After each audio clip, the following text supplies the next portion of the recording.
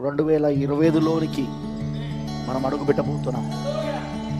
కానీ మనం ఎప్పుడైనా గుర్తుపెట్టుకోవాల్సిన ఒకటే విషయం, ఈ 2024లో ఆయన ఎంతో మనల్ని కాచి కాపాడాడు. ఆయన ఎంతో కృప చూపించాడు మన పైన. అవునా? ఆయన కృప వలనే మనం ఈరోజు సజీవ లెక్కలో ఉన్నాము.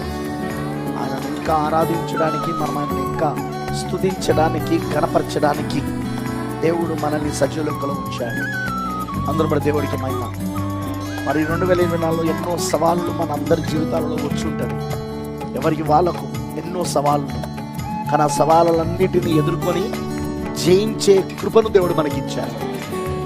ఆ సవాళ్ళని ఎదుర్కొని జయించే కృపను. అర్థమైందని అన్నది. ఎందుకంటే మనం జయించే యుగంలో ఉన్నాం. మనం ఇప్పుడు ప్రయాణంలో లేం, మనం యాత్రలో లేం, మనం ఇప్పుడు వాగ్దాన దేశంలో ఉన్నాము.